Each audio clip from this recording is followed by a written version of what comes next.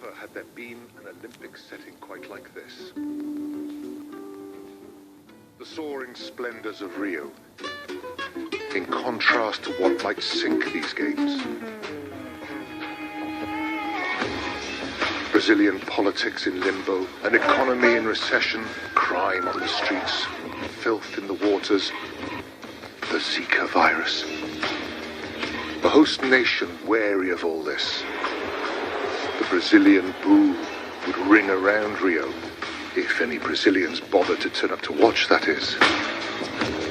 Then came the imported difficulties, the Olympics' own pet problems. The Russians, half here, half banned.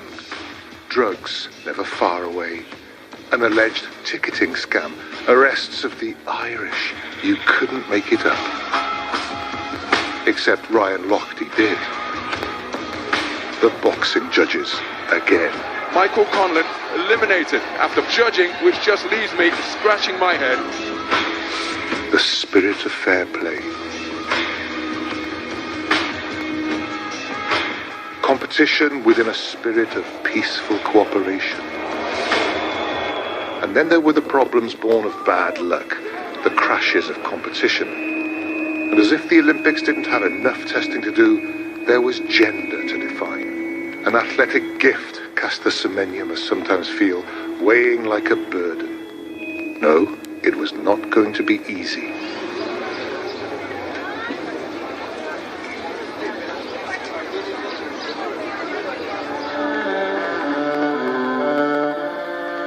But if a couple of bullets came out of the favela, so too did Rafaela Silva, straight out of the City of God slums. And Rio found it had reason to cheer. Robson Condeixa would not be denied. Dessa estrada não estaria tanto tempo nessa caminhada. Artista independente leva no peito a responsa de e não vem dizer que não. O lance, uma passagem, o tabuleiro causa medo. Home crowd, home boy, higher than ever, better than ever. And the mood changed. There was fun to be had.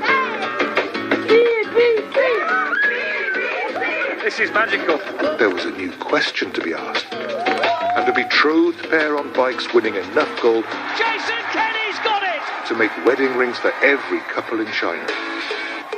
This was the only fever, gold fever in the velodrome. There had been a pre-Rio appraisal. These games could never be as good as London 2012. Well, it was time for a reappraisal. Great Britain's Max Whitlock is the floor Olympic champion. Oh, it's hero time! Webb scores! That's the golden goal! Andy Murray is a double Olympic gold medalist. Nicola Adams lets out a triumphant roar. GB medals were coming in at a pace and in a volume that had China worried about being overtaken, humiliated by some isolated little rocks off mainland Europe. Fiji, Specs in the Pacific, won their first medal ever in the new rugby sevens. Puerto Rico, half the size of Fiji, won their first medal. Puerto Rico is a territory of the USA, but the states can let their Caribbean island keep that gold. They had enough of their own. Top, as usual, of the medal table, with a familiar cast of winners and some new superstars. A true champion and a leader of a great team. That's not the last you're going to see of Simone Biles. The Americans couldn't beat this man. Nobody could. He can't be a one-man saviour of the Olympics, even if sometimes it feels that way. These were his final acts.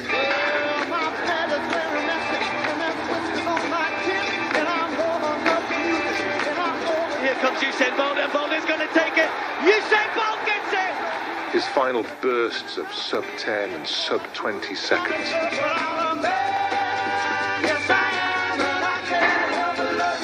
He'll be a hard act to follow, even though that's what everybody has been doing at the last 3 Olympics.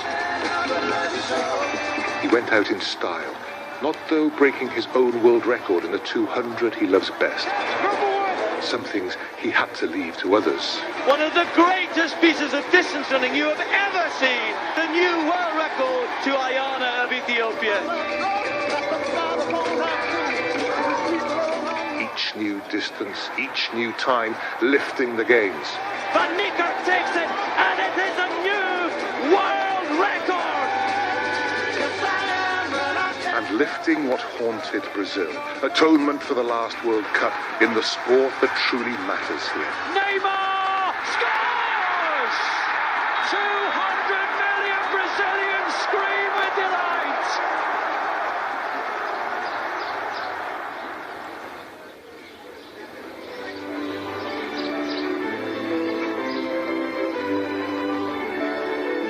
It leaves the legacy question. What becomes of all this? There's no doubt that some of Olympic Rio will rust and fade, reclaimed by a city that plays by its own rules, a city that the Games never came close to taming. Rio may struggle to feel any long-term glow from all this. But while the Games were on, while the giants soared in the city that soars, Rio was as Rio looked. Imperfect, perfect.